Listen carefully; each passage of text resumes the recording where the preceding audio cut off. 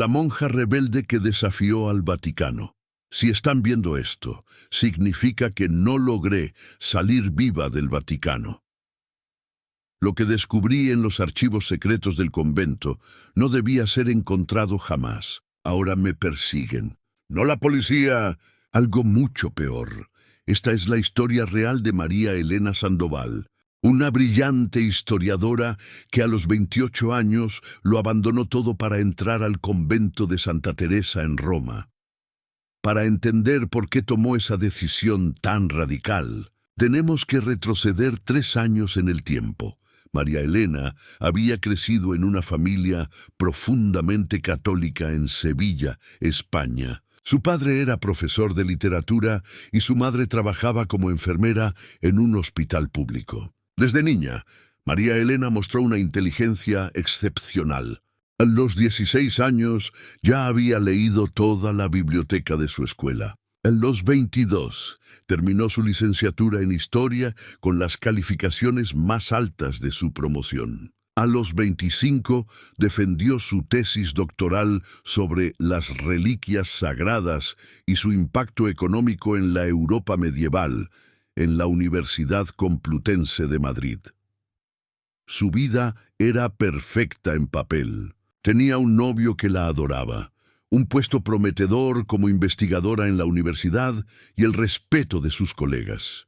Pero algo dentro de ella estaba vacío. Cada noche, después de estudiar durante horas los documentos históricos de la Iglesia, sentía una conexión espiritual que no podía explicar con lógica. No era solo fascinación académica, era algo más profundo. «Necesito entenderlo desde adentro», le dijo a su novio una noche de verano, mientras cenaban en su restaurante favorito. «Toda mi vida he estudiado la fe desde afuera, como una observadora. Quiero experimentarla». Su novio dejó caer el tenedor. ¿Experimentarla? «María, hay formas de hacerlo sin encerrarte en un convento. No es encerrarme. Es sumergirme en la fuente primaria más pura que existe. Hablas como si fuera un experimento antropológico».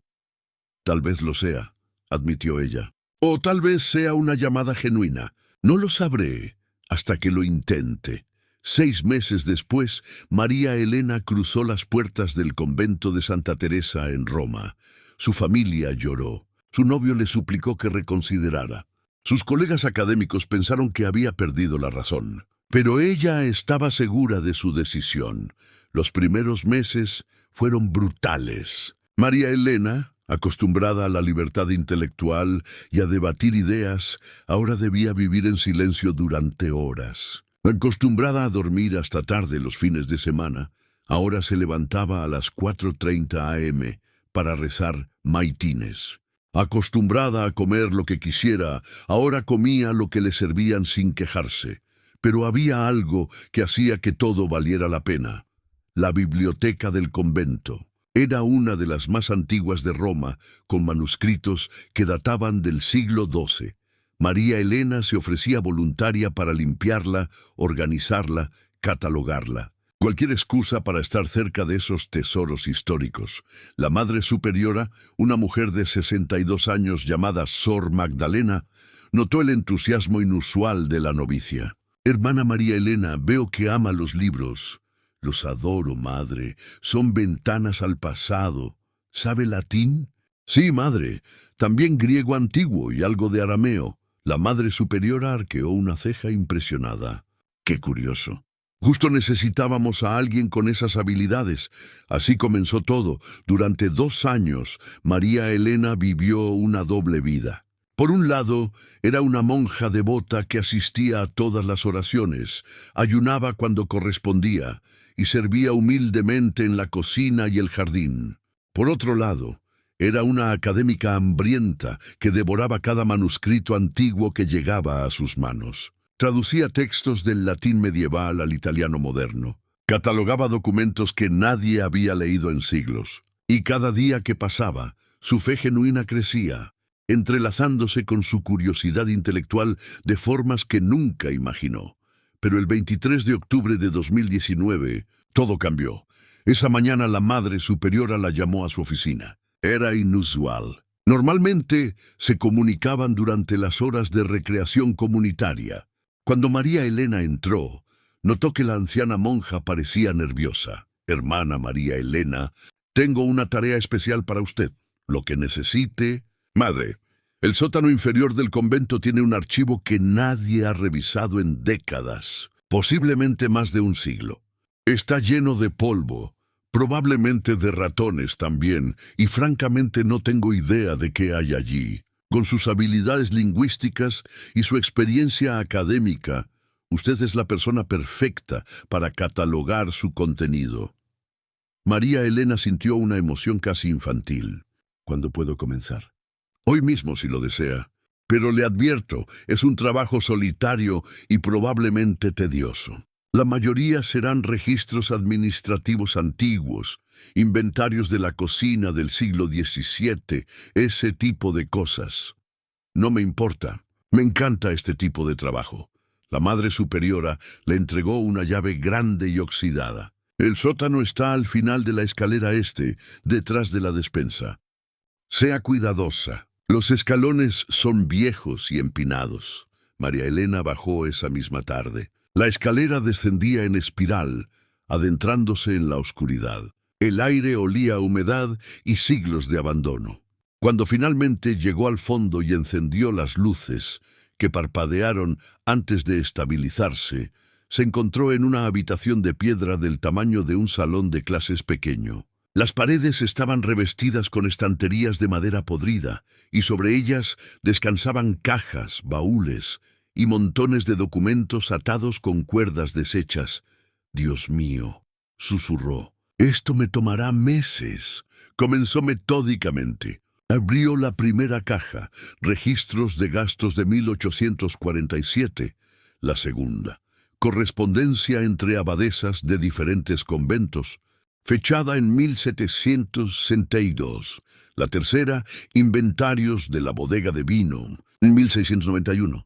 Todo fascinante desde una perspectiva histórica, pero nada extraordinario. Después de 3 semanas de trabajo, María Elena había catalogado aproximadamente un tercio del archivo. Había encontrado joyas históricas menores, una carta firmada por una princesa italiana del siglo XVI, un diario personal de una monja que había sobrevivido a la peste negra, recetas de medicina herbal que probablemente habían salvado vidas antes de la medicina moderna. Pero entonces encontró la caja de metal. Estaba escondida detrás de un baúl viejo, en la esquina más oscura del sótano. No era grande, quizás del tamaño de una caja de zapatos, pero pesaba considerablemente. Estaba sellada con cera que mostraba el emblema papal, no un emblema genérico, sino uno específico. María Elena lo reconoció de inmediato, porque había estudiado heráldica papal durante su doctorado. Era el sello del Papa Sixto IV, quien reinó de 1471 a 1484. Las manos le temblaron mientras rompía el sello de cera, que se desmoronó después de más de 5 siglos. Dentro de la caja había pergaminos enrollados, perfectamente preservados gracias al sello hermético. Los desenrolló con cuidado sobre la mesa de trabajo que había instalado en el sótano. El primer documento estaba escrito en latín formal, con la caligrafía elaborada típica del siglo XV. Lo leyó una vez, rápidamente. Luego lo leyó de nuevo, más despacio, convencida de que había malinterpretado algo. Lo leyó por tercera vez, y su corazón comenzó a latir tan fuerte que podía escucharlo en sus oídos. El documento era un inventario, pero no de vino ni de granos. Era un inventario de reliquias sagradas fabricadas. Ítem 47, astilla de la Vera Cruz, madera de pino italiano, envejecida con humo y barniz.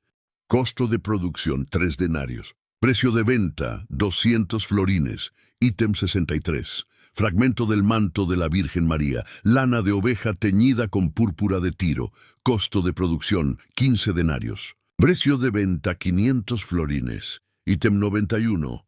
Dedo índice de San Pedro, hueso de cerdo tratado y bendecido. Costo de producción, 8 denarios. Precio de venta, 1000 florines. La lista continuaba. página tras página, cientos de ítems, y al final un total, 847.000 florines de ganancia neta en el año 1478.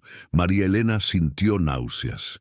Eso era imposible. Tenía que ser una falsificación moderna, una broma macabra de algún historiador cínico. Pero el pergamino era genuino, lo sabía.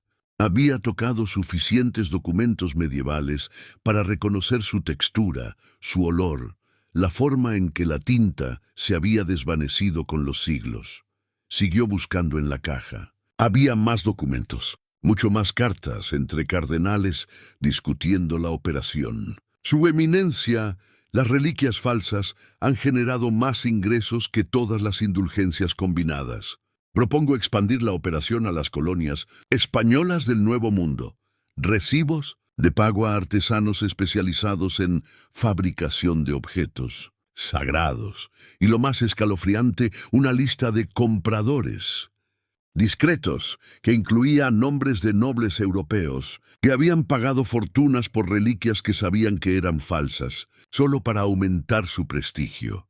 María Elena pasó toda la noche en el sótano, leyendo documento tras documento. Cuando las campanas del convento sonaron para la oración de maitines a las 4:30 a.m., ella todavía estaba allí, con los ojos rojos e hinchados, pero había algo más en la caja.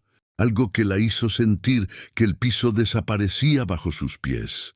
En el fondo, envueltos en tela de lino, había documentos modernos, impresos en papel del siglo XXI, facturas, transferencias bancarias, correos electrónicos impresos con fechas de 2015, 2016, 2017, 2018.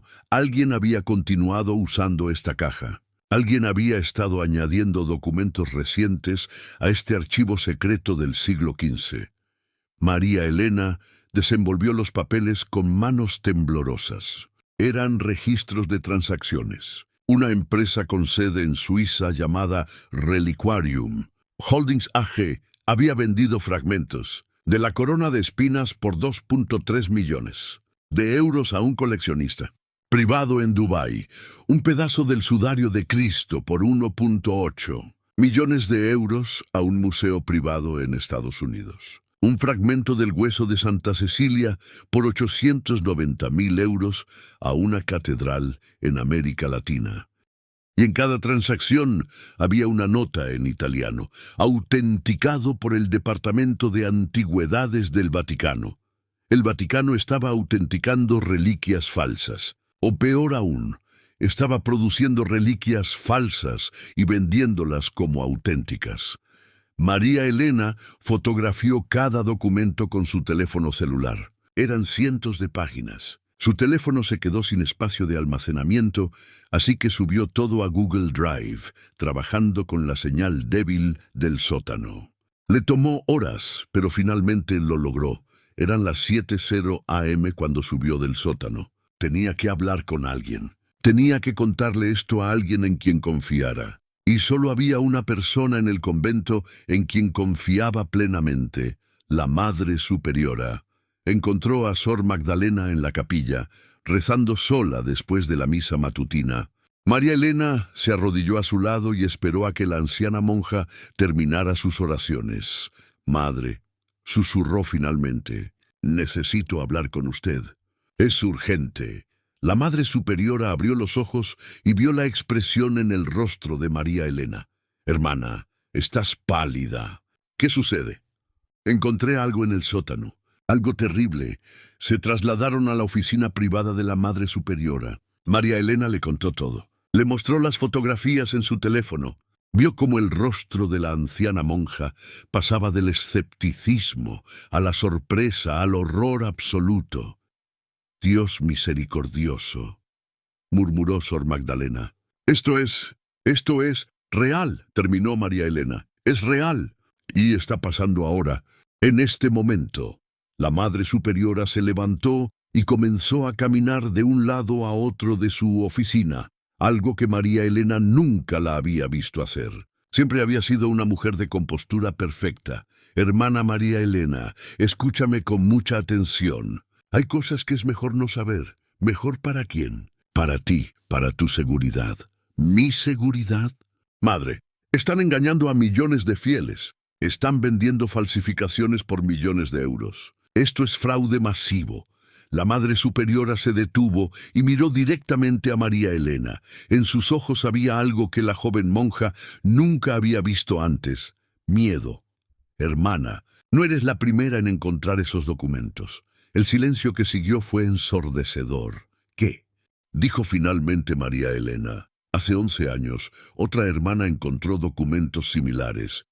Hermana Catalina, era italiana, brillante, curiosa, igual que tú. Le conté lo mismo que te estoy diciendo ahora. Devuelve esos papeles y olvida lo que viste. ¿Y qué pasó con ella? La Madre Superiora cerró los ojos. La trasladaron a un convento en Albania, un lugar de retiro para monjas con problemas de salud mental, según dijeron. Murió 3 meses después. Cayó por las escaleras. O eso dijeron. María Elena sintió que la habitación daba vueltas. ¿Me está diciendo que la mataron? No dije eso. Pero te estoy diciendo que hay fuerzas dentro de la iglesia que no toleran este tipo de indiscreciones. Hermana, por favor, devuelve esos documentos. Borra las fotografías de tu teléfono. Y olvida que esto sucedió. No puedo hacer eso. Debes hacerlo. Tu vida está en peligro. ¿Y qué hay de todas las personas que están siendo engañadas?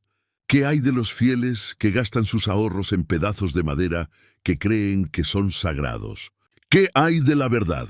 La Madre Superiora se sentó pesadamente en su silla. De repente parecía mucho mayor de sus 62 años. La verdad es un lujo peligroso, hermana. A veces el silencio es más misericordioso. El silencio es cobardía, respondió María Elena, sorprendiéndose de su propia audacia.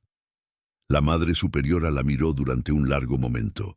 Entonces que Dios te proteja, hija, porque yo no podré hacerlo. María Elena salió de la oficina y fue directamente a su celda. Verificó que las fotografías estuvieran respaldadas en la nube. Estaban. Luego hizo algo que sabía que era contra las reglas del convento. Usó su teléfono celular para buscar en Internet. Buscó periodista. Investigación Vaticano, escándalos. Apareció un nombre inmediatamente: Marco Bianchi. Había publicado varios artículos exponiendo corrupción financiera en el Banco del Vaticano. Era exactamente el tipo de persona que necesitaba, pero tenía un problema. No podía salir del convento sin permiso, y después de su conversación con la Madre Superiora, sabía que no se lo darían. Estaba efectivamente prisionera. Esa noche, durante la cena comunitaria, María Elena notó algo extraño. 2 hombres que nunca había visto estaban hablando con la hermana portera en la entrada del convento. Vestían trajes oscuros, no sotanas. No eran sacerdotes regulares. Y la forma en que miraban hacia el refectorio, como buscando a alguien, la hizo sentir un escalofrío. Después de la cena, cuando regresaba a su celda, la hermana portera la detuvo. Hermana María Elena, el cardenal Rossini solicita reunirse con usted mañana a las 10:00 a.m. Vendrán a buscarla. El cardenal Rossini. ¿Por qué querría verme? La hermana portera se encogió de hombros. No me corresponde saberlo. Solo soy la mensajera. Pero María Elena sabía exactamente por qué querían verla. La Madre Superiora había informado. Tenía menos de 15 horas antes de que vinieran por ella. Esa noche María Elena no durmió. Usando su teléfono celular, escribió un correo electrónico detallado a Marco Bianchi, explicando todo. Adjuntó las fotografías más incriminatorias. Programó el envío automático para las 10:30 a.m. del día siguiente, 30 minutos después de su reunión programada con el cardenal. Si algo le sucedía, la información saldría de todas formas. Luego comenzó a planear su escape. El convento tenía una misa pública cada miércoles a las 10:00 a.m. Turistas y fieles locales podían entrar libremente. Era la única vez que las puertas estaban abiertas al público. Y casualmente, el próximo miércoles era mañana. María Elena sabía que su reunión con el cardenal era una trampa. Pero también era su única oportunidad de salir. A las 9:45 a.m. del miércoles se vistió con su hábito completo. Guardó su teléfono en un bolsillo interno. En otro bolsillo guardó su pasaporte español y algo de dinero que había ahorrado antes de entrar al convento. Cuando los dos hombres de traje llegaron a buscarla, María Elena estaba lista. «Hermana María Elena Sandoval», dijo uno de ellos, con una sonrisa que no alcanzaba sus ojos. «El cardenal la espera». «Sí, lo sé. Vamos». La llevaron en un automóvil negro a través de Roma. El tráfico estaba terrible, como siempre. María Elena miraba por la ventana, memorizando la ruta. Cuando llegaron al Vaticano y pasaron por los controles de seguridad, sintió que su última oportunidad de escapar se desvanecía. La llevaron a una oficina lujosa en el tercer piso de un edificio administrativo. El cardenal Rossini era un hombre de unos 60 años, con cabello plateado, perfectamente peinado y modales impecables. Sonrió cuando ella entró. «Hermana María Elena, qué placer finalmente conocerla. He oído hablar maravillas de su trabajo académico. Gracias, Eminencia. Por favor, siéntese». «¿Le ofrezco café? ¿Té?» «No, gracias». «Muy bien. Vayamos directamente al punto entonces». Su sonrisa se desvaneció. «Has mostrado gran curiosidad últimamente, hermana. Has estado revisando documentos muy antiguos, muy delicados. Es mi trabajo, Eminencia. La Madre Superiora me lo asignó». «Sí, por supuesto. Pero entiendes que algunos de esos documentos son material confidencial de la Iglesia. Pueden ser mal interpretados por mentes inexpertas». María Elena sintió la rabia crecer en su pecho. «¿Mal interpretados? Eminencia, vi registros de fabricación de reliquias falsas, fechados desde el siglo XV hasta el año pasado. ¿Cómo puedo malinterpretar eso?» El cardenal se reclinó en su silla. Su rostro se endureció. «Hermana, cuando hiciste tus votos prometiste obediencia. ¿Recuerdas eso?» «Sí». «Entonces te ordeno, bajo autoridad eclesiástica, que entregues cualquier copia de esos documentos que hayas tomado y que guardes silencio absoluto sobre lo que viste, por tu propio bien. ¿Y si no lo hago?» El cardenal se levantó y caminó hacia la ventana dándole la espalda. «Entonces tendríamos que considerar que estás experimentando una crisis espiritual. Afortunadamente, tenemos excelentes instalaciones de retiro donde hermanas en tu situación pueden recibir el cuidado y la orientación que necesitan. Lugares tranquilos, alejados del ruido del mundo. Albania tiene un convento particularmente apropiado, el mismo convento donde murió la hermana Catalina». María Elena se levantó. «Entiendo perfectamente, Eminencia. Excelente. Entonces, entiendo que la Iglesia está dispuesta a encubrir fraude, engañar a los fieles y silenciar a cualquiera que descubra la verdad, incluso si eso significa amenazar, exiliar o asesinar a esa persona». El rostro del cardenal se puso rojo. «¿Cómo te atreves a...?» «Yo me atrevo porque hice un voto más importante que la obediencia, Eminencia. Hice un voto a la verdad, y no lo voy a romper». Salió de la oficina antes de que él pudiera responder. Los dos hombres de traje que la habían traído estaban afuera, esperando. Se pusieron inmediatamente alertas cuando la vieron salir. «¿Ya terminó la reunión?», les preguntó uno de ellos claramente sorprendido. «Sí, el cardenal dijo que necesita hablar con ustedes». «Yo esperaré aquí». Los hombres se miraron entre sí, confundidos. «Pero se supone que debemos escoltarla de vuelta. El cardenal me dijo específicamente que esperara aquí mientras habla con ustedes». Algo sobre cambio de planes. Funcionó. Los hombres entraron a la oficina del cardenal, dejándola sola en el pasillo. María Elena no esperó. Corrió, bajó las escaleras de dos en dos, pasó junto a empleados sorprendidos, salió del edificio. Afuera, en la plaza de San Pedro, había cientos de turistas. Se mezcló entre ellos, caminando rápido pero sin correr para no llamar la atención. Detrás de ella, escuchó gritos. Los hombres habían salido del edificio y la buscaban. Uno de ellos habló por radio. «Objetivo en movimiento. Sector este de la plaza. Requiero apoyo».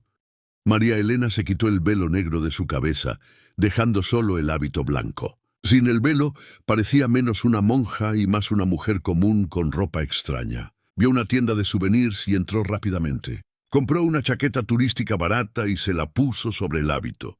Compró también unas gafas de sol.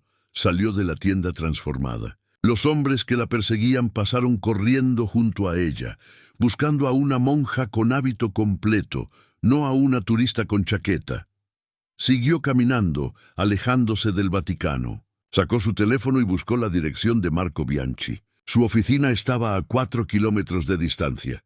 No podía tomar un taxi, las transacciones dejaban rastro. Tendría que caminar. Le tomó 1 hora y media llegar, mirando constantemente sobre su hombro. Cuando finalmente llegó al edificio donde estaba la oficina del periodista, estaba exhausta y aterrorizada.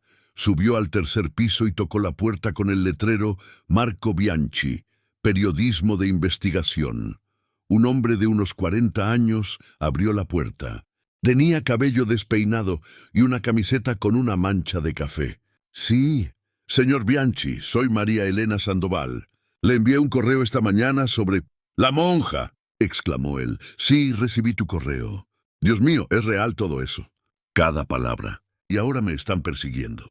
Necesito ayuda. Marco la hizo entrar rápidamente y cerró la puerta con llave.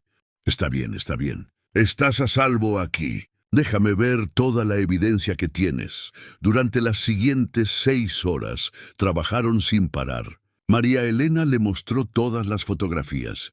Marco contactó a expertos en documentos históricos para verificar la autenticidad de los pergaminos medievales. Contactó a analistas financieros para rastrear las transacciones modernas. Contactó a un abogado especializado en derecho canónico. Esto es gigantesco, dijo Marco, con los ojos brillantes de emoción periodística. Esto es el escándalo más grande en décadas. Pero necesitamos publicarlo ya. Si esperamos, encontrarán la forma de suprimirlo. Entonces, publíquelo. ¿Estás segura? Una vez que esto salga, tu vida cambiará para siempre. No podrás regresar.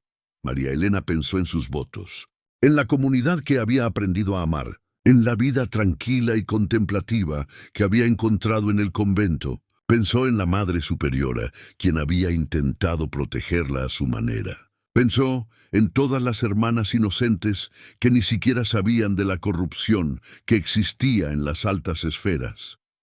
Y luego pensó en todas las personas devotas que gastaban sus ahorros en falsas reliquias, creyendo que estaban tocando fragmentos de lo divino. Pensó en la traición a esa fe.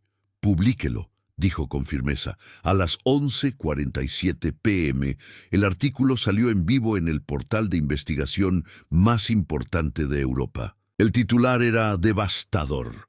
Documentos filtrados revelan red de fraude de reliquias sagradas que opera desde el Vaticano desde el siglo XV.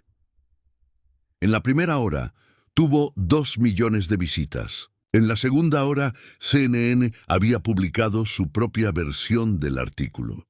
A las 3:00 am, la BBC había hecho un reportaje especial. A las 6:00 am, era la noticia principal en todo el mundo. María Elena no durmió. Se quedó en la oficina de Marco, refrescando constantemente las páginas de noticias, leyendo los comentarios, viendo cómo el mundo reaccionaba a lo que ella había descubierto. El Vaticano respondió rápidamente. A las 8:00 am emitieron un comunicado oficial. Los documentos publicados por el portal de noticias son falsificaciones elaboradas diseñadas para dañar la reputación de la Santa Iglesia. La llamada Sor María Elena Sandoval es una mujer con problemas de salud mental que fue expulsada del convento de Santa Teresa por comportamiento errático e inestable. Sus acusaciones son producto de una mente perturbada y no tienen ninguna base en la realidad.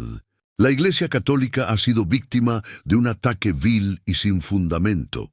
María Elena leyó el comunicado y sintió que la habitación giraba. La estaban pintando como loca, como mentirosa, como una persona no confiable. No te preocupes, dijo Marco. Ya anticipamos esto. Es hora del siguiente movimiento. Habían preparado todo la noche anterior. María Elena había grabado un video en la oficina de Marco.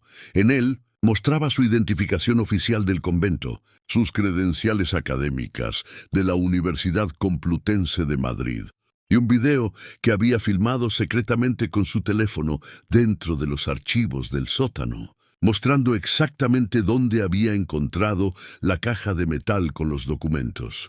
Marco subió el video a YouTube y lo envió a todos los medios importantes. En el video, María Elena hablaba con calma, claridad y una autoridad académica que era imposible ignorar.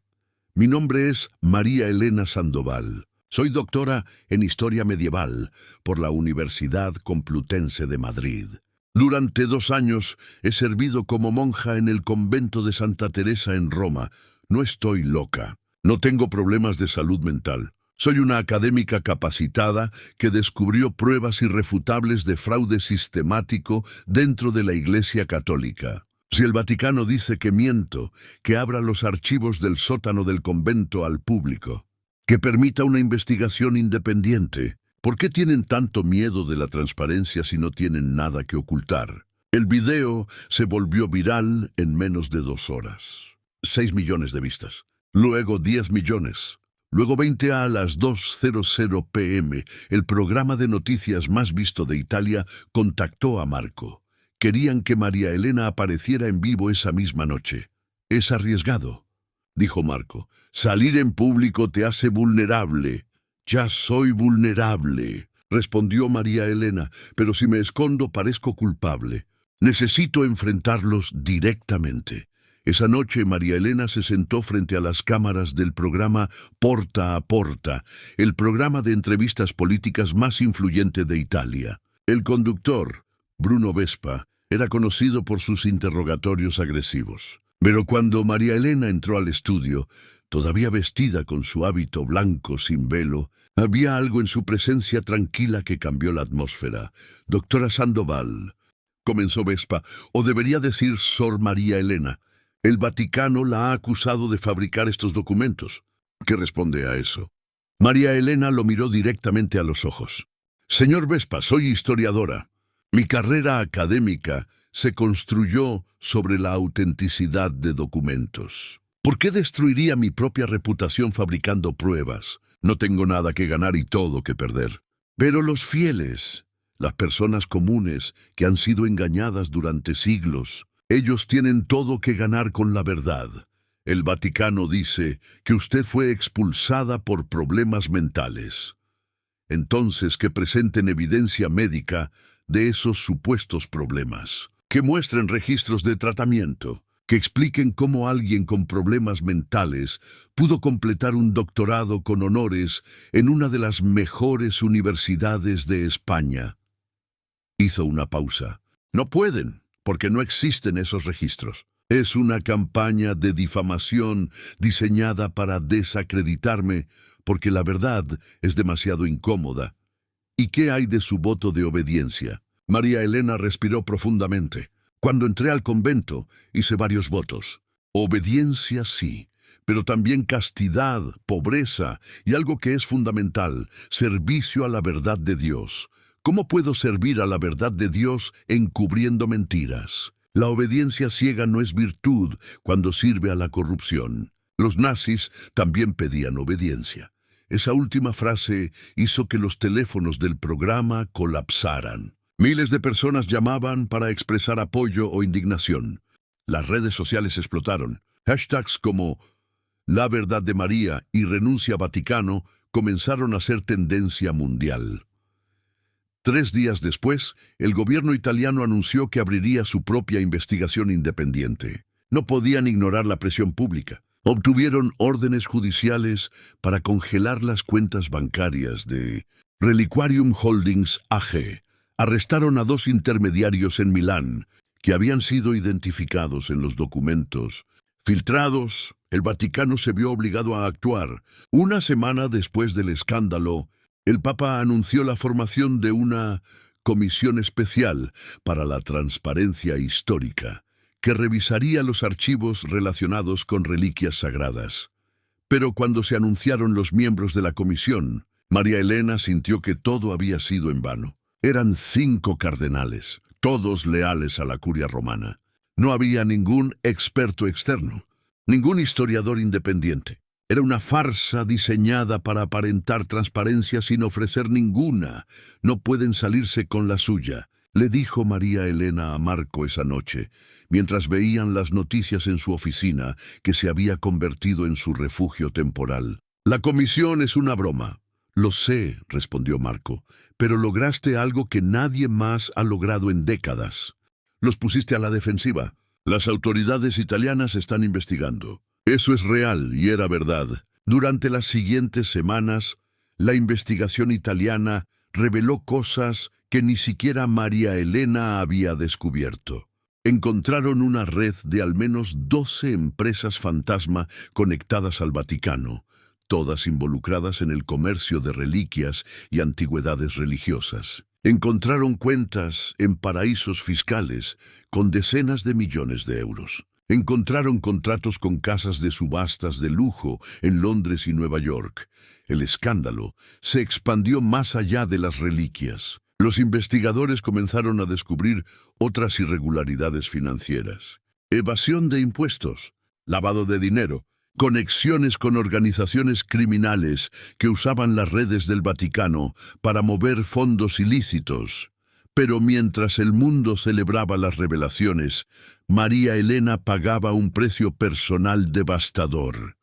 Su familia en Sevilla dejó de hablarle. Su padre, un católico devoto toda su vida, le envió una carta de una sola línea. «Ya no tengo hija». Su madre llamó llorando, rogándole que se retractara, que dijera que todo había sido un malentendido, que regresara a casa.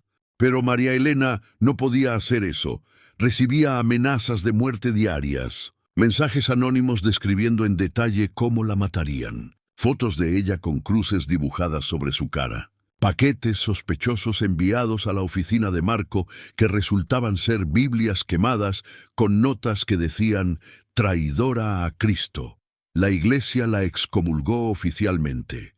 El decreto fue publicado en el Boletín del Vaticano. María Elena Sandoval era declarada hereje y separada de la comunión con la Iglesia Católica. Para una mujer que había dedicado años de su vida a la fe, que había dejado todo para servir a Dios, la excomunión fue como una puñalada en el corazón. «Me quitaron todo», le dijo a Marco una noche, llorando por primera vez desde que había comenzado esta pesadilla. «Mi familia, mi comunidad, mi fe. ¿Valió la pena?». Marco no respondió de inmediato. Luego le mostró su computadora. «Lee estos», dijo suavemente. Eran mensajes de personas de todo el mundo. Una mujer en Filipinas que había gastado los ahorros de toda su vida en una reliquia falsa y ahora estaba demandando a la iglesia local. Un hombre en Brasil cuya abuela había sido enterrada con un fragmento de la cruz, que ahora sabía que era falso, pero que al menos ahora conocía la verdad. Una joven en Polonia que había perdido su fe después del escándalo, pero que escribió: «Gracias por valorar la verdad más que la institución. Me enseñaste que la integridad importa más que la tradición». Había miles de mensajes, decenas de miles. «Sí valió la pena», susurró María Elena, pero la historia estaba lejos de terminar. 2 meses después del escándalo inicial, María Elena recibió una llamada de un número desconocido. Normalmente no respondía, pero algo le hizo contestar. «Hermana María Elena». Era una voz de mujer, anciana, temblorosa. «¿Quién habla?» «Soy Sor Magdalena, tu madre superiora». María Elena sintió que el corazón se le detenía. «Madre, yo lo siento mucho. Sé que la puse en una posición terrible. No llamo por eso, hija». La voz de la anciana monja sonaba extrañamente débil. «Llamo para advertirte. Estoy en el hospital. ¿Me envenenaron?» «¿Qué?» «Café durante el desayuno hace 3 días. Me dijeron que era un infarto, pero yo sé lo que es. Los mismos síntomas que tuvo hermana Catalina antes de morir. María Elena, no estoy llamando para buscar tu perdón. Llamo para darte información que debí haberte dado hace meses. Madre, necesita llamar a la policía». «No tengo tiempo. Escúchame. La caja que encontraste en el sótano no era la única. Hay otras 3, una en el convento de las Clarisas en Asís, otra en el monasterio de Santa Escolástica en Subiaco, y una tercera en el convento de Santo Domingo en Bolonia. Todas contienen documentos similares. Todas están en sótanos sellados, y todas las hermanas que las encontraron están muertas. Dios mío, hay algo más. En mi escritorio, en el convento, en el tercer cajón, hay una llave pequeña de cobre. Esa llave abre una caja de seguridad en el Banco Credito Italiano, sucursal de Vía Nazionale. El número de la caja es 847. Dentro encontrarás documentos que yo guardé durante años. Nombres de las personas realmente responsables. No cardenales de bajo nivel, sino los verdaderos arquitectos de la operación. ¿Por qué guardó eso? ¿Por qué no lo expuso? La risa de Sor Magdalena fue amarga. Porque soy una cobarde hija. Porque valoré mi seguridad más que la verdad. Pero tú no, tú fuiste valiente donde yo fui débil. Por eso te estoy dando esto ahora. Termina lo que empezaste. Expon a todos los responsables, no solo a los peones. Madre, déjeme ayudarla. Puedo enviar una ambulancia, puedo... Es demasiado tarde para mí, pero no para la verdad. Prométeme que terminarás esto. Lo prometo. Que Dios te bendiga, hermana María Elena. Fuiste la mejor de nosotras. La línea se cortó. María Elena llamó inmediatamente al convento. Le dijeron que Sor Magdalena había fallecido esa mañana de un ataque cardíaco. Cuando preguntó si podía ver el cuerpo, le dijeron que ya había sido cremada por órdenes del Vaticano. No habría autopsia, no habría investigación.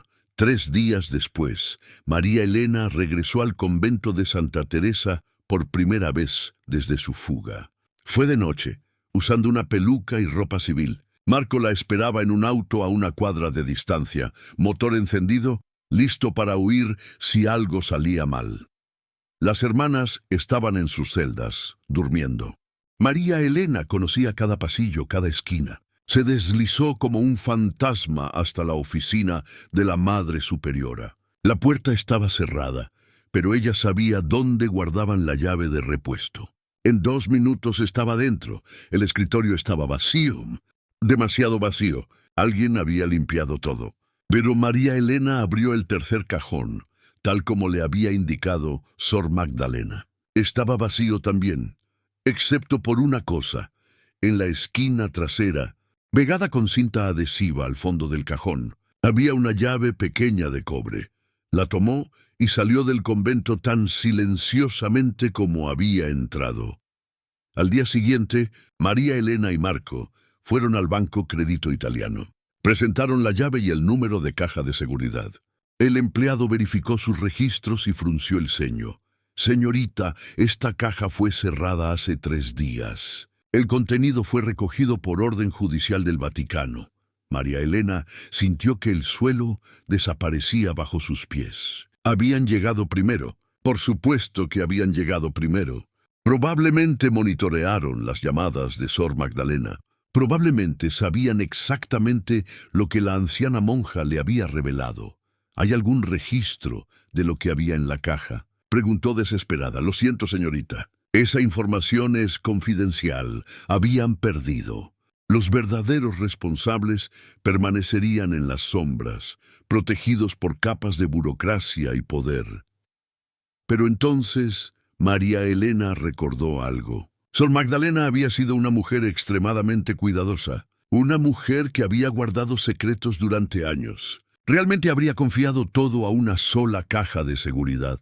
Regresó al convento esa noche. Esta vez no a la oficina de la Madre Superiora, sino a la celda donde la anciana monja había dormido durante décadas. Era una habitación simple, una cama, un crucifijo en la pared, una mesita de noche, una silla. María Elena buscó sistemáticamente. Bajo el colchón, detrás del crucifijo, dentro de la almohada. Nada. Estaba a punto de rendirse cuando notó algo extraño. Las tablas del piso, cerca de la ventana, sonaban diferentes cuando caminaba sobre ellas. Se arrodilló y presionó. Una de las tablas se movió. Debajo había un espacio hueco. y dentro de ese espacio había un sobre de papel manila sellado con cera.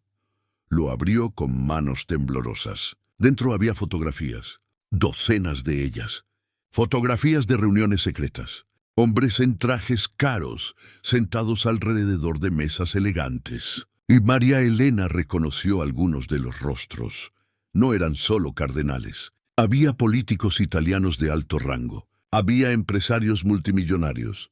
Había incluso un miembro de la realeza europea. Todos ellos fotografiados en lo que parecían ser reuniones de negocios, con documentos visibles en las mesas que mostraban transferencias financieras y acuerdos comerciales. Y en el reverso de cada fotografía, con la caligrafía perfecta de Sor Magdalena, había nombres, fechas y breves descripciones. Cardenal Benetti negociando venta de fragmento del Santo Grial. Comprador, Príncipe Abdullah, 4.2 millones de euros. 2017. Sor Magdalena había documentado todo. Durante años había recopilado pruebas, sabiendo que algún día alguien lo suficientemente valiente las necesitaría. María Elena salió del convento con el sobre apretado contra su pecho. Cuando llegó al auto de Marco, estaba temblando. «Lo tengo», dijo. «Tengo todo». La publicación de las fotografías 2 días después causó un terremoto político en Italia. 3 miembros del Parlamento renunciaron. 2 empresarios fueron arrestados. El cardenal Benetti, uno de los funcionarios más poderosos del Vaticano, fue forzado a retirarse por razones de salud. Pero lo más importante fue que las fotografías mostraban algo que los documentos anteriores no habían revelado. Esto no era solo una operación del Vaticano. Era una red internacional de élites que usaban las reliquias falsas como vehículo para lavado de dinero y evasión de impuestos. Las reliquias eran solo la punta del iceberg. Organizaciones internacionales comenzaron a investigar. Interpol, la Unión Europea, el FBI estadounidense. Lo que había comenzado como el descubrimiento de una monja curiosa en un sótano polvoriento se había convertido en uno de los escándalos financieros más grandes de la década.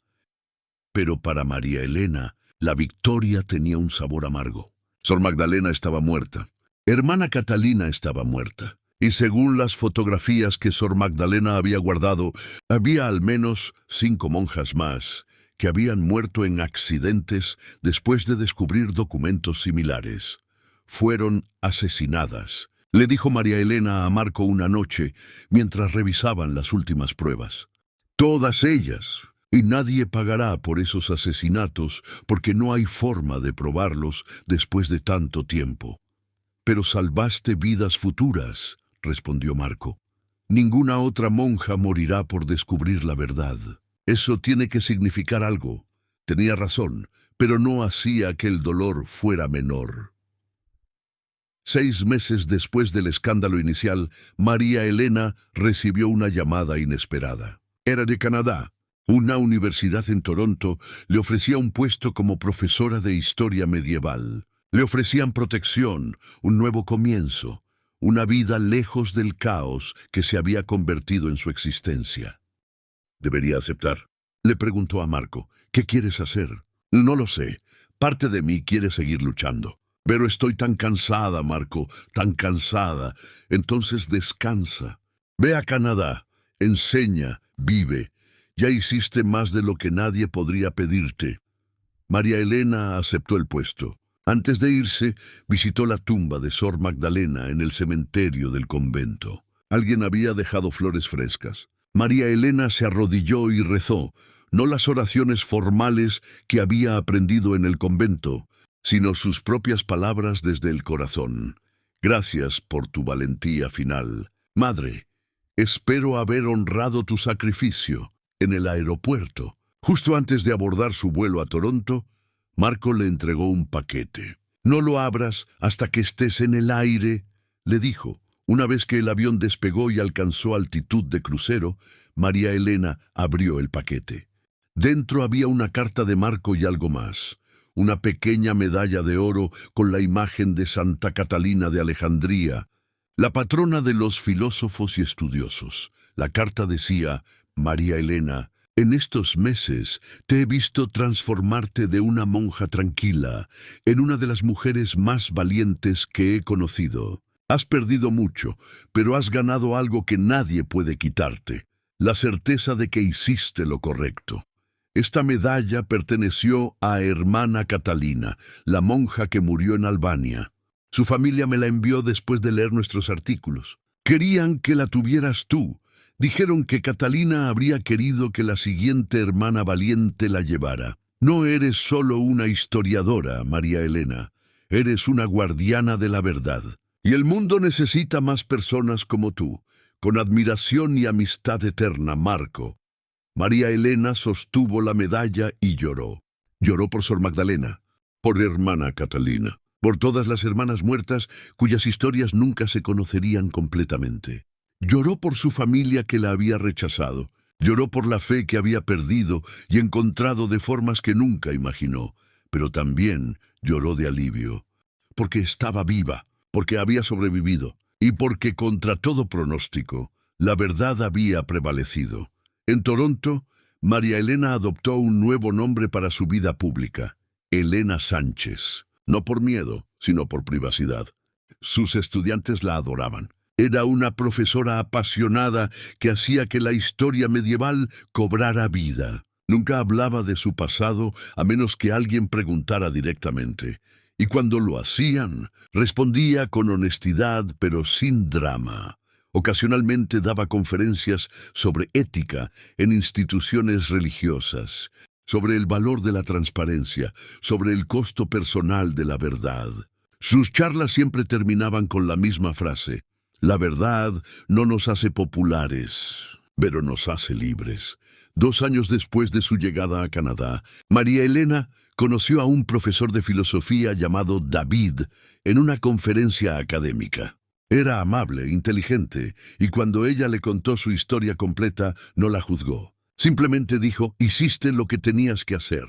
Eso requiere un tipo especial de coraje. Se casaron 1 año después en una ceremonia civil pequeña. Solo estaban presentes algunos amigos y colegas. Marco voló desde Italia para ser el testigo de María Elena. Fue uno de los días más felices de su vida. Un recordatorio de que era posible construir algo nuevo después de que todo se derrumbara. Pero el pasado nunca se aleja completamente. En marzo de 2024, 5 años después del escándalo original, María Elena recibió un paquete sin remitente en su oficina de la universidad. Su asistente lo había dejado sobre su escritorio con una nota. Llegó hoy. No tiene remitente. María Elena lo abrió con precaución. Dentro había un sobre manila viejo, manchado de humedad, y una nota escrita a mano en italiano que decía simplemente: hermana, terminaste lo que yo no pude. Ahora te toca terminar lo que yo empecé. M. de Magdalena. Pero Sor Magdalena había muerto hacía 5 años. A menos que... ¿Y si no había muerto? ¿Y si todo había sido una farsa para protegerla? María Elena sintió una oleada de esperanza y terror simultáneos. Dentro del sobre había fotografías, docenas de ellas. Pero estas no eran de reuniones de negocios ni cardenales corruptos. Eran fotografías de tumbas. 7 tumbas diferentes en cementerios de toda Europa. Cada una con una pequeña cruz de madera y una inscripción: Hermana Lucía Martínez, 1989, Madrid. Hermana Catalina Rossini, 2008, Albania. Hermana Beatriz Santos, 2003, Lisboa. Hermana Ana Kowalski, 1997, Polonia. Hermana Teresa Murphy, 2001, Irlanda. Hermana Francesca Bianchi, 1970, Florencia. Hermana Margarita Schmid, 2015, Austria, todas ellas monjas. Todas ellas, según una lista adjunta con la caligrafía de Sor Magdalena, habían trabajado en archivos históricos de conventos. Todas ellas habían muerto de causas naturales o accidentes poco después de ser transferidas a lugares remotos. María Elena no había sido la primera, ni siquiera la tercera o la quinta. Había sido la octava. la octava monja en descubrir la verdad sobre las reliquias falsas. Y había sido la única en sobrevivir, pero había algo más en el paquete. Un documento nuevo, fechado apenas 2 meses atrás. Era un registro bancario impreso de una cuenta en las Islas Caimán. La cuenta estaba a nombre de una fundación llamada Fides et Veritas Holdings, y en los últimos 3 meses había recibido transferencias por un total de 8.7 millones de euros. Las transacciones venían de múltiples fuentes, pero todas compartían un patrón. Eran pagos por consultoría histórica y certificación de autenticidad. La operación de reliquias falsas no se había detenido. Simplemente se había vuelto más cuidadosa. María Elena extendió los documentos sobre su escritorio, su corazón latiendo con fuerza. Tenía 2 opciones. Podía quemar todo y seguir con su vida tranquila en Toronto, enseñando a estudiantes entusiastas y disfrutando de su matrimonio con David. O podía volver a la batalla. Pensó en hermana Lucía, en hermana Catalina, en todas las mujeres muertas cuyas únicas tumbas eran fotografías en un sobre. Pensó en Sor Magdalena, quien había arriesgado todo en sus últimos momentos para darle la verdad. Pensó en los millones de fieles que seguían siendo engañados. Levantó el teléfono y llamó a Marco en Italia. «Marco, soy yo. Necesito que vuelvas a trabajar». «Tengo nueva evidencia, mucha». Del otro lado de la línea, Marco suspiró. Luego se rió. «Sabía que volverías». «¿Qué encontraste?» «Prueba de que nunca se detuvo. Y algo más. Creo que hay otros conventos con archivos similares». Sor Magdalena me dejó un mapa. ¿Un mapa? Sí, ubicaciones de 3 conventos más en Italia. Todos con sótanos sellados que nadie ha revisado en décadas. Si pudiéramos acceder a esos archivos antes de que el Vaticano los limpie, sería la prueba definitiva de que esto es sistemático. No solo algunos cardenales corruptos. Exactamente. María Elena, ¿estás segura? Ya pagaste un precio enorme la primera vez. Si vuelves a esto, te convertirás en un objetivo permanente. María Elena miró por la ventana de su oficina. Estudiantes caminaban por el campus, riendo, estudiando, viviendo vidas normales. Ella también tenía una vida normal ahora. Una vida que había trabajado duro para construir después de perderlo todo. Pero las fotografías de esas 7 tumbas estaban sobre su escritorio. 7 mujeres que habían intentado hacer lo correcto y habían pagado con sus vidas. Si María Elena se rendía ahora, sus muertes no significarían nada. Estoy segura, dijo finalmente. Pero esta vez lo haremos diferente. Más inteligente. Más seguro. ¿Qué tienes en mente? Necesitamos un equipo. No solo tú y yo. Necesitamos historiadores que puedan autenticar documentos.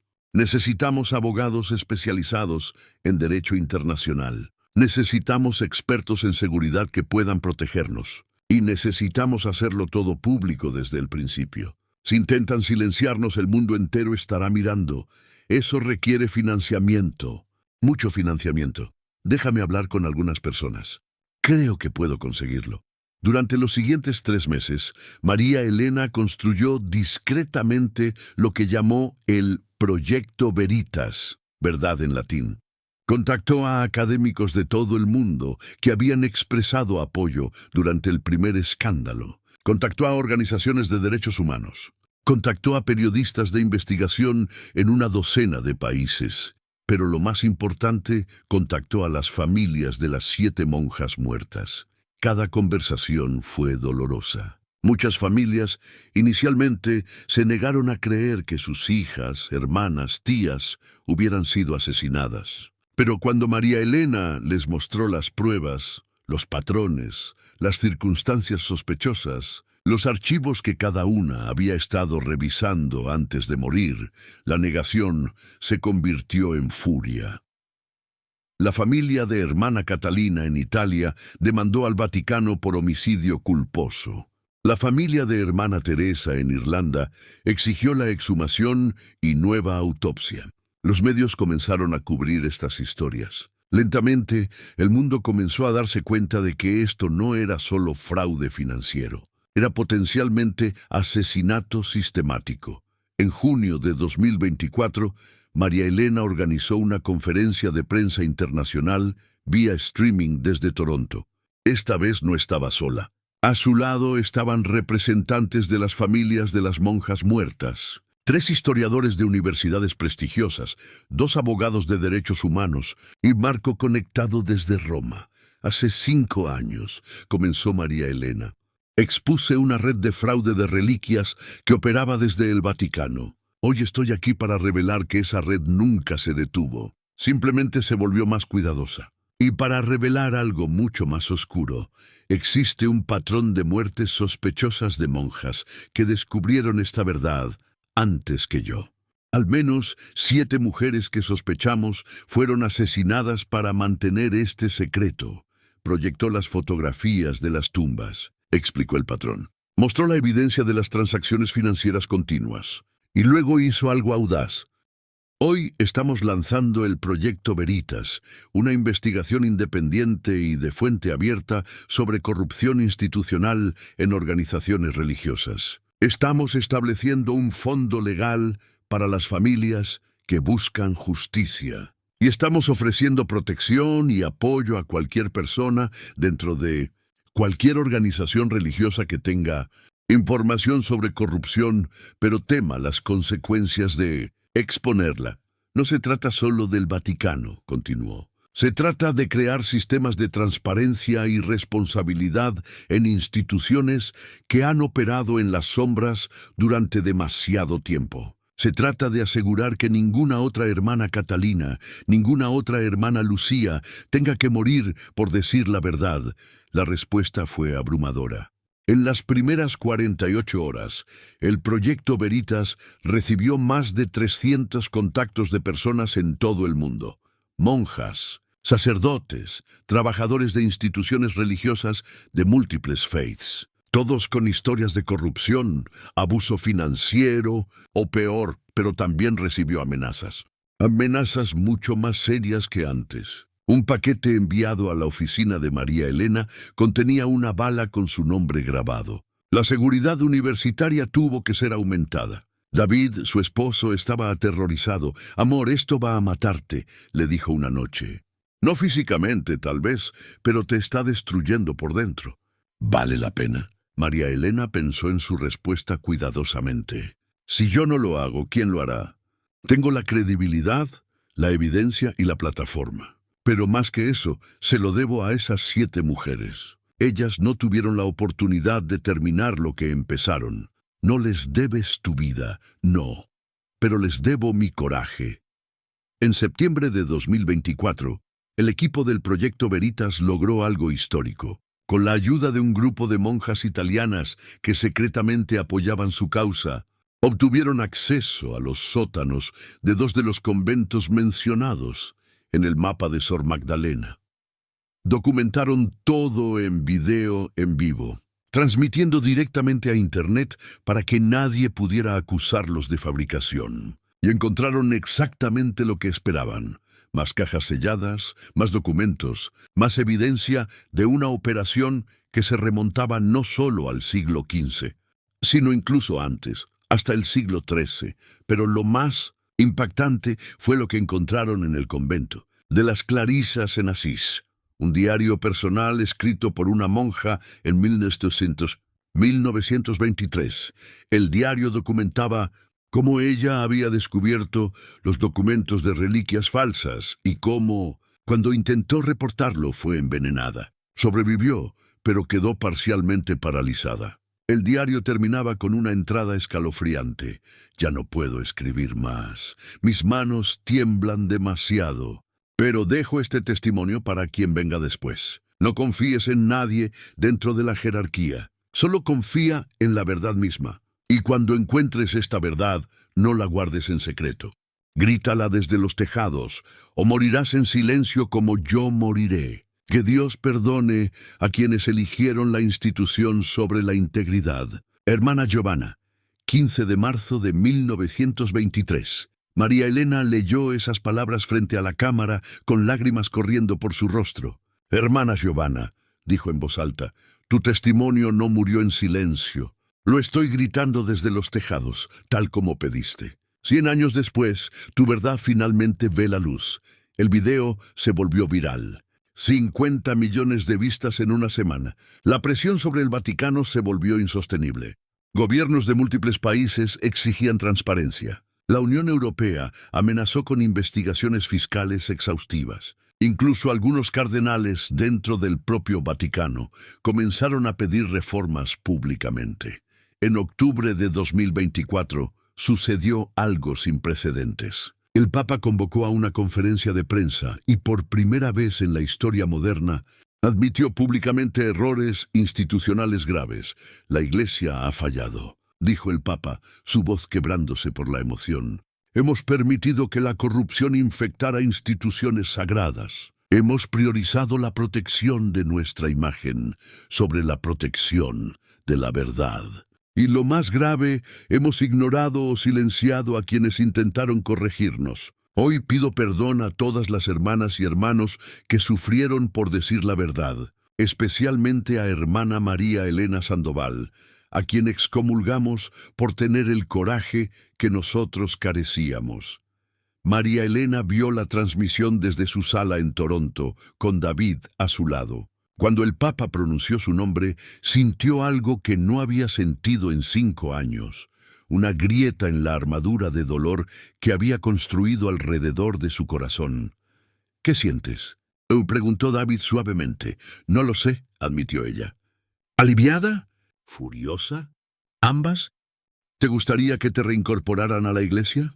María Elena pensó en eso durante un largo momento. «No», dijo finalmente. «Mi relación con Dios ya no necesita la mediación de una institución. Aprendí eso de la manera más difícil. Pero me alegra que estén admitiendo sus errores. Es un comienzo. El Papa anunció reformas radicales. La creación de una comisión verdaderamente independiente con expertos externos.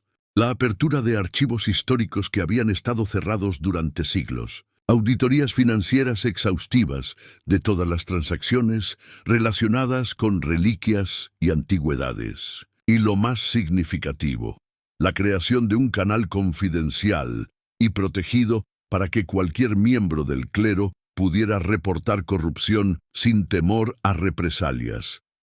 Llamaron a este último mecanismo el Canal Magdalena, en honor a Sor Magdalena, quien había guardado evidencia durante años esperando el momento correcto para liberarla.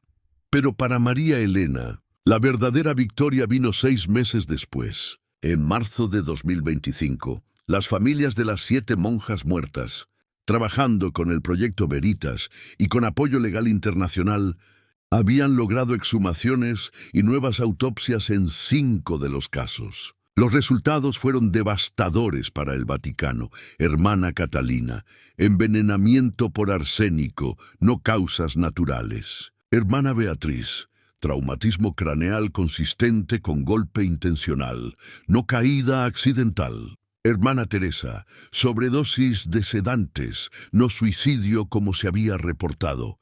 3 asesinatos confirmados. Las otras 2 exhumaciones fueron inconclusas debido a la descomposición, pero los patrones eran claros. Las autoridades italianas emitieron órdenes de arresto. Varios funcionarios de medio rango del Vaticano fueron acusados formalmente. 2 fueron arrestados. Otros huyeron a países sin tratados de extradición.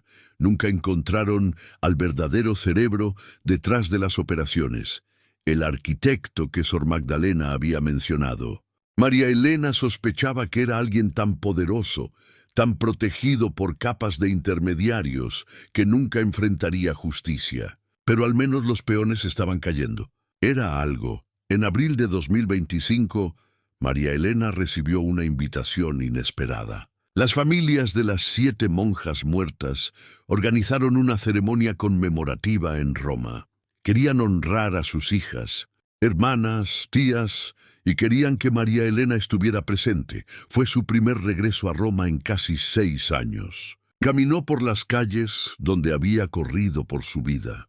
Pasó frente al Vaticano, donde había sido interrogada y amenazada. Pero esta vez no estaba sola. David estaba con ella. Marco estaba con ella. Y cientos de personas que apoyaban su causa también estaban allí. La ceremonia se llevó a cabo en una plaza pública, no en una iglesia. Cada familia habló sobre su ser querido perdido. Compartieron memorias, fotografías, sueños que nunca se cumplieron. Cuando le tocó el turno a María Elena de hablar, se paró frente al micrófono con el corazón latiendo fuerte. Nunca conocí a hermana Lucía, ni a hermana Beatriz, ni a las otras, comenzó. Pero las conozco íntimamente. Conozco su coraje porque lo sentí cuando tuve que tomar las mismas decisiones que ellas tomaron. Conozco su miedo porque fue mi miedo también. Y conozco su esperanza, la esperanza de que su descubrimiento significaría algo, cambiaría algo, importaría. Ellas pagaron el precio máximo por esa esperanza. Yo tuve la suerte de sobrevivir, no porque fuera más valiente o más inteligente, sino porque las circunstancias cambiaron. Porque para cuando yo descubrí la verdad, teníamos internet, redes sociales, formas de difundir información que ellas no tenían. Pero quiero que sepan algo, continuó mirando a las familias. Sus hijas no murieron en vano. Cada documento que guardaron, cada nota que dejaron, cada pequeño acto de resistencia que realizaron contribuyó a este momento. Fueron eslabones en una cadena de valentía que finalmente rompió el muro del silencio. Hermana Giovanna en 1923 nos dijo que gritáramos la verdad desde los tejados. Eso es lo que estoy haciendo hoy, no solo por mí, sino por cada mujer que vino antes y no pudo terminar lo que empezó. Su legado vive en cada reforma, en cada archivo que se abre, en cada canal de denuncia que se crea. Gracias por su sacrificio. Y prometo que mientras yo viva, me aseguraré de que el mundo nunca olvide sus nombres. La plaza estalló en aplausos. Personas lloraban abiertamente. Las familias se abrazaban. Y por primera vez desde que todo esto comenzó, María Elena sintió algo parecido a la paz. Después de la ceremonia, mientras caminaba de regreso a su hotel, una mujer joven se le acercó. Llevaba un hábito de monja, hermana.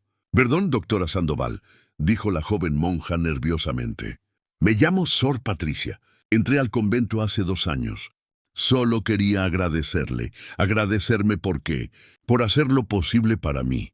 Antes de su revelación me aterrorizaba la idea de descubrir algo malo y no saber qué hacer.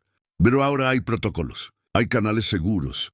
Puedo servir a Dios con integridad sin temer por mi vida. Eso es gracias a usted. María Elena tomó las manos de la joven monja. No, hermana. Eso es gracias a hermana Catalina, a hermana Lucía, a todas las que vinieron antes. Yo solo terminé lo que ellas empezaron. Esa noche, en su habitación de hotel, María Elena escribió en su diario por primera vez en meses. Escribió sobre la ceremonia, sobre Sor Patricia, sobre la sensación de cierre que finalmente comenzaba a sentir, pero también escribió sobre el futuro. Porque sabía que esta batalla específica podría estar terminando, pero la guerra más grande por la transparencia y la responsabilidad institucional apenas comenzaba. El proyecto Veritas había crecido más allá del Vaticano. Ahora recibían denuncias sobre corrupción en instituciones religiosas de múltiples confesiones en docenas de países. Cada caso requería investigación, verificación, protección legal para los denunciantes. Era un trabajo que consumiría el resto de su vida. Pero era un trabajo que valía la pena. 2 meses después, en junio de 2025, María Elena y David recibieron noticias inesperadas. Iban a ser padres. El embarazo no había sido planeado, pero cuando vieron la ecografía, ambos lloraron de felicidad. ¿Cómo vamos a hacer esto?, preguntó David esa noche. Con todo el trabajo del proyecto Veritas, las amenazas constantes, los viajes, lo resolveremos, respondió María Elena, tocando su vientre todavía plano. Siempre lo hacemos. ¿Alguna vez te arrepientes? Le preguntó David. De todo esto, de cómo cambió tu vida. María Elena pensó en su familia en Sevilla, que aún se negaba a hablarle. Pensó en los años que pasó mirando sobre su hombro, aterrorizada de que la mataran. Pensó en las noches sin dormir, las pesadillas, el estrés constante, pero también pensó en las reformas que habían logrado, en los canales de denuncia que ahora existían, en Sor Patricia y todas las jóvenes monjas que podían servir sin miedo, en las familias que finalmente tenían respuestas sobre sus seres queridos desaparecidos. No, dijo finalmente, no me arrepiento. Me costó todo, pero gané algo más valioso, la certeza de que cuando importaba no me eché para atrás. Y eso es algo que nadie puede quitarme. En septiembre de 2025, María Elena dio a luz a una niña sana. La llamaron Magdalena Catalina, en honor a las dos monjas cuyo coraje había hecho posible todo lo demás. Cuando sostuvo a su hija por primera vez, María Elena le susurró: vas a crecer en un mundo un poco más honesto, gracias a muchas mujeres valientes. Y algún día, cuando seas lo suficientemente mayor, te contaré sus historias. Te diré que la verdad siempre tiene un costo, pero el silencio cuesta más. La bebé abrió los ojos y la miró. Y María Elena juró en ese momento que su hija crecería sabiendo que la integridad importa más que la comodidad, que la valentía es más valiosa que la aprobación, y que algunas batallas valen la pena pelear sin importar el precio. Un año después, en octubre de 2026, María Elena recibió una carta del Vaticano. Era una invitación oficial a una ceremonia especial. El Papa había decidido beatificar a hermana Giovanna, la monja que había escrito el diario en 1923, reconociéndola oficialmente como mártir de la verdad. Era un gesto simbólico, pero importante. Significaba que la Iglesia estaba comenzando a honrar a quienes la habían desafiado internamente en lugar de silenciarlos. María Elena asistió a la ceremonia con Magdalena en brazos. Cuando el Papa la vio en la multitud, se acercó personalmente después de la misa. «Doctora Sandoval», dijo el Papa, «o debería decir, hermana María Elena, porque eso es lo que siempre serás en tu corazón, ¿verdad?» María Elena sonrió. «Creo que siempre seré ambas, su santidad. La académica y la mujer de fe. Ya no veo contradicción entre ellas». Sabia respuesta. El Papa miró a la bebé en sus brazos. «¿Es tu hija?» «Sí, Magdalena Catalina». Los ojos del Papa se humedecieron. Nombres poderosos. Llevan el peso de un legado importante. Por eso los elegí. Quiero que sepa de dónde vino, qué sacrificios hicieron otras para que ella pudiera vivir en un mundo más transparente. El Papa tocó suavemente la cabeza de la bebé. «Que Dios la bendiga. Y que te bendiga a ti también, María Elena. La Iglesia te debe más de lo que puede pagar. No me debe nada su santidad. Solo le pido que continúe con las reformas. Que no permita que esto se convierta en otro escándalo que se olvida con el tiempo. Lo prometo». El canal Magdalena seguirá operando. Los archivos seguirán abriéndose. La transparencia es ahora parte de nuestra misión, no una excepción a ella. Esa noche María Elena actualizó su testamento. Estableció que si algo le sucedía, todos los documentos del Proyecto Veritas serían liberados automáticamente al público. Ningún secreto quedaría enterrado con ella. También escribió una carta para Magdalena, para ser abierta cuando su hija cumpliera 18 años. «Mi querida Magdalena, si estás leyendo esto, significa que has crecido en un mundo que tu madre ayudó a cambiar. Espero que sea un mundo más honesto, más transparente, más justo, pero si no lo es, si descubres que las viejas corrupciones han encontrado nuevos disfraces, quiero que sepas esto. Tienes el poder de cambiar las cosas. Una persona armada con la verdad y el coraje de hablarla puede mover montañas. Te llamé Magdalena por una monja que guardó secretos durante años esperando el momento correcto para liberarlos. Te llamé Catalina por una monja que murió por intentar exponer la verdad. Ambas fueron ordinarias hasta que eligieron ser extraordinarias.